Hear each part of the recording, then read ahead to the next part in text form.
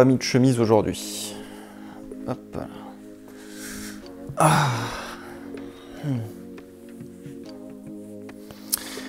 Alors, faut que je vous parle d'Aston Martin, parce qu'il y a un problème qui coûte des millions de dollars à Aston Martin et qui pourrait l'empêcher de jouer le titre en 2026. Et pour une fois, non, ce n'est pas Lance Stroll, parce que je vous vois venir. Mais le plus surprenant, peut-être, c'est que Adrian Newey ne pourra rien y faire dans l'immédiat, car c'est une question de temps et non pas de moyens. Car si la combinaison ne fait pas le pilote, la soufflerie ne fait pas l'aérodynamicien, c'est pas mal. Et donc ça va chercher plus loin que de balancer des millions de dollars pour être tout simplement performant comme on faisait il y a quelques années. On parle ici de culture d'entreprise, de comment trouver de la performance à l'usine pour qu'elle se retrouve concrètement en piste face aux adversaires et ce genre de choses. Et d'ailleurs, forcément, les deux derniers maillons de la chaîne peuvent aussi avoir leur rôle à jouer, et je parle de Fernando Alonso et de Lance Stroll. Mais là où, avec le microcosme de la Formule 1, on ne voit que l'aspect sportif, il y a un enjeu qui est financier avec lequel Lawrence Stroll doit composer pour assurer la pérennité de la marque automobile Aston Martin, pour pouvoir aussi assurer la pérennité de son écurie, ou presque.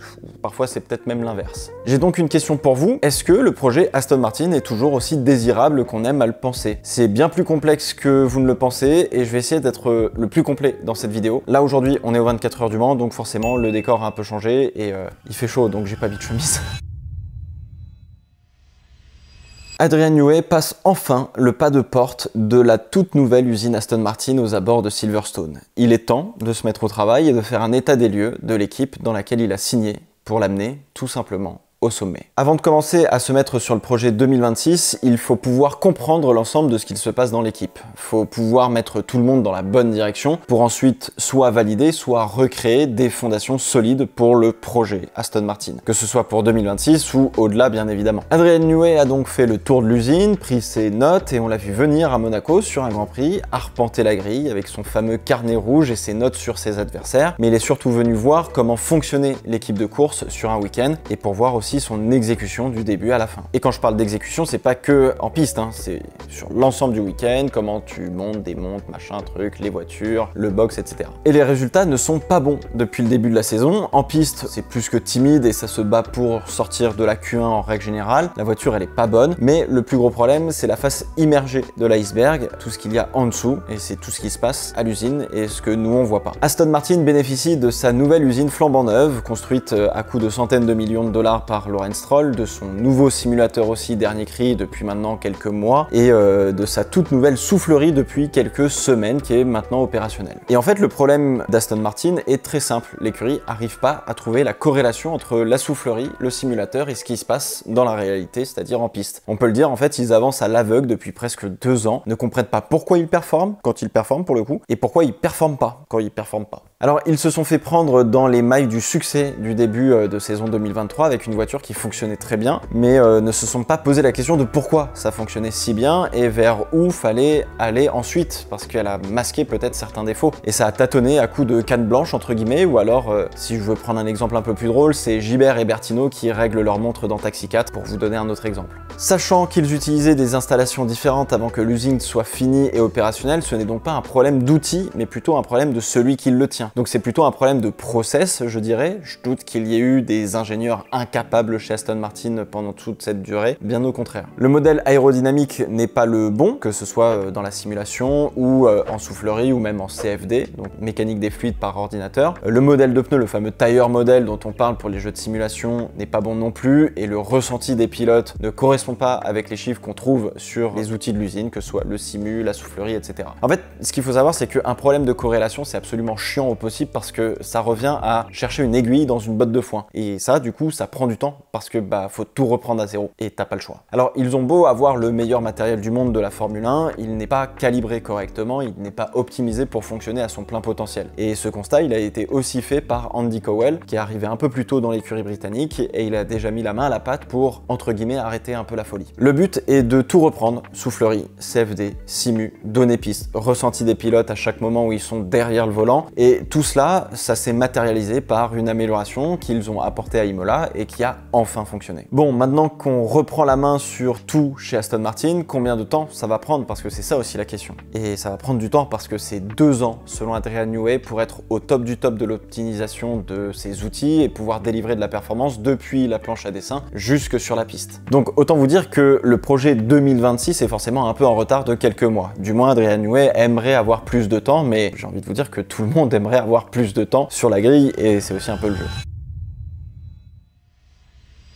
Donc maintenant qu'on a mis le doigt sur les problèmes qu'il y a dans l'écurie, qui ne sont pas très simples à résoudre, il faut pouvoir mettre en œuvre un plan de bataille pour aller dans la bonne direction et le plus vite possible, parce que le temps est toujours compté en Formule 1. L'organigramme a changé chez Aston Martin depuis 2023. Mike Krack a laissé sa place de team principal à Andy Cowell, qui gère l'entièreté de l'écurie et qui est devenu aussi par la même occasion CEO. Mike Krack reste la référence sur les Grands Prix dans l'équipe de course en tant qu'ingénieur de piste en chef. C'est un nouveau rôle qu'on n'a jamais vu en F1 d'ailleurs. Donc c'est lui qui chapeaute un peu tout l'aspect technique de ce qui se passe sur un Grand Prix si vous préférez. Dan Fallows, lui qui devait devenir le nouveau Adrian Newey chez Aston Martin et qui a apporté d'ailleurs de la performance, j'allais dire directement de chez Red Bull pour début 2023, finalement il a été écarté puisque Lawrence Stroll a signé Adrian Newey. Et puis du coup Dan Fallows on l'a mis au placard pour bosser sur l'aéro de la Valkyrie en WEC, mais on a appris récemment, il y a quelques temps d'ailleurs, qu'il allait partir de l'écurie une bonne fois pour toutes. Peut-être qu'on le retrouvera chez Cadillac par exemple ou chez une autre écurie qui pourrait avoir besoin de ses services. Je pense à Alpine. Cowell chapeaute tout donc avec Adrian Newey qui lui est surtout sur l'aspect technique de l'écurie à l'usine, avec Enrico Cardile qui est juste en dessous de lui, qui est le directeur technique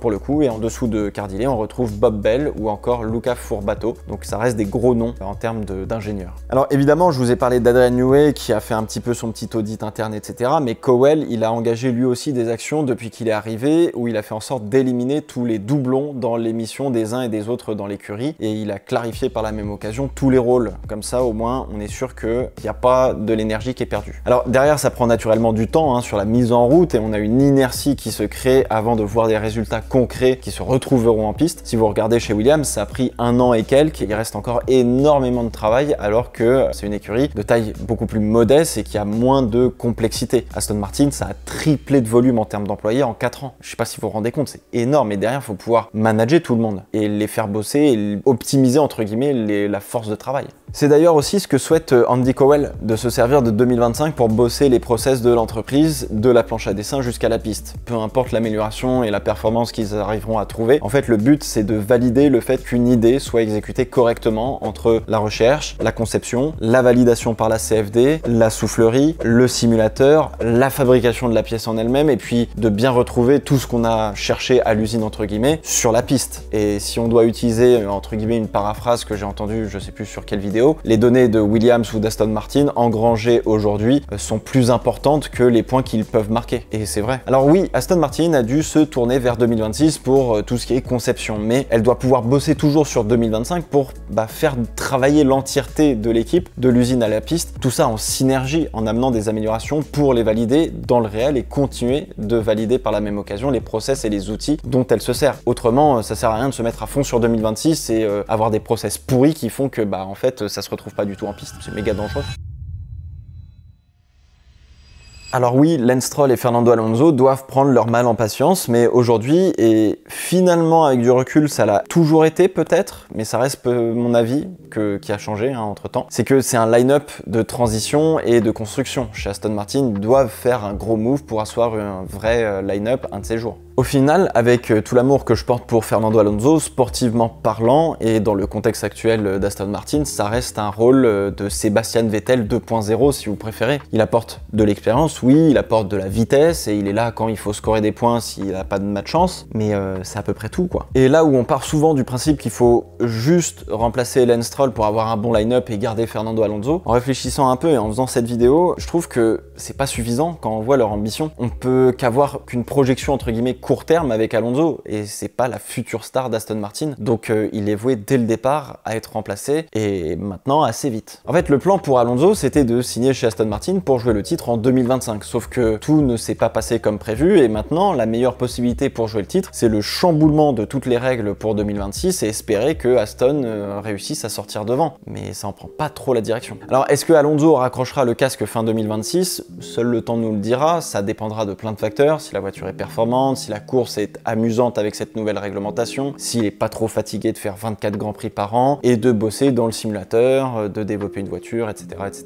D'ailleurs, ça me fait penser, en parlant de ça pourrait être intéressant de chercher un petit peu plus, mais je pose la question comme ça, hein, de son travail en termes de développement sur le simulateur, puisque Esteban Ocon, au moment du départ de Fernando Alonso de chez Alpine, disait qu'il n'était pas le premier à vouloir aller au simulateur pour bosser dedans, quoi. Donc c'est une vraie question de savoir comment il bosse. Donc comme la dynamique a changé, il faut se mettre en quête d'un remplaçant pour fin 2026. Est-ce que le projet est toujours intéressant pour attirer un Max Verstappen par exemple, qui commence peut-être à perdre un peu patience chez Red Bull? Alors on a vu une rumeur passer avec un chiffre de 88 millions de dollars de salaire par an pour un contrat de 3 ans, donc arrondissez ça à 300 millions si vous voulez. Rumeur qui est sortie un peu plus tôt cette année, ça reste qu'une rumeur qui anime les débats en Formule 1, mais évidemment ça resterait un bon candidat Max Verstappen. Alors attention, car on a l'autre rumeur qui envoie Max Verstappen chez Mercedes parce que Toto Wolff s'y intéresse. Et j'ai envie de vous dire, heureusement qu'il s'y intéresse. Sinon, il ferait pas bien son job. Mais la signature de George Russell, normalement, devrait bien se passer ou devrait se faire sur ce début d'été, ou du moins, les discussions devaient commencer sur le début d'été avant de tout signer et que ça se passe normalement, quoi. Alors, j'ai envie de vous dire que Lando Norris pourrait être un candidat potentiel s'il continue de se faire autant pousser dehors par Oscar Piastri, mais j'ai du mal à voir Lando Norris incarner un projet tel que celui d'Aston Martin. C'est pas le pilote sur lequel je miserais, mais bon. Alors après, on peut aussi réfléchir à faire une offre à Isaac Hadjar, qui est un rookie qui impressionne énormément et qui pourrait considérer cette offre plutôt que d'aller probablement à contre-cœur dans cette Red Bull numéro 2 qui fait tant souffrir de pilotes depuis si longtemps. On pourrait aussi demander, je sais pas, à Carlos Sainz, à Alex Albon, à Esteban Ocon ou même à Pierre Gasly, qui sont des pilotes d'expérience, et y associer un jeune prometteur. Là, on pourrait commencer à réfléchir à un line-up un peu plus intéressant. Oui, parce qu'au final, j'ai pas parlé de Lance Stroll, mais qu'est-ce que vous voulez que je vous raconte de plus que la même chose ces dernières années dès qu'on a fait une vidéo sur lui? Il a fait quelques coups d'éclat de manière malheureusement totalement aléatoire, même s'il n'aime pas les médias et toutes ses apparences, ça joue plus contre lui qu'autre chose, et même ça en fait pas un ambassadeur très intéressant pour n'importe quelle marque. Et on a eu pas mal d'attention sur lui dernièrement avec son poignet droit et sa blessure, et on a vu toutes les rumeurs voler dans tous les sens comme d'habitude sur la fin de carrière de Lance Stroll, etc. Alors finalement, est-ce que c'est une porte de sortie de la F1 d'avoir cette blessure? Ah bah non, c'est rien de plus qu'une opération pour le soulager par rapport à son accident de vélo d'il y a 2 ans. Son langage corporel, même son isolement, j'ai envie de vous dire, sur toutes les parades en règle générale qu'on voit sur la chaîne YouTube de la Formule 1, etc. Enfin bon, tout n'est pas rose dans la vie de Lance Stroll et ça doit pas toujours être marrant finalement d'être pilote de Formule 1 dans ses souliers. Donc encore une fois, on a toujours cette éternelle question de savoir combien de temps il va encore rester et à quel point ça peut plomber le progrès de l'écurie ou pas. En soi, ce qu'il faut toujours retenir, c'est que, en tout cas chez Aston Martin, le line-up c'est un problème, mais ce n'est pas le problème, mais il va falloir vraiment se mettre dessus sérieusement assez rapidement.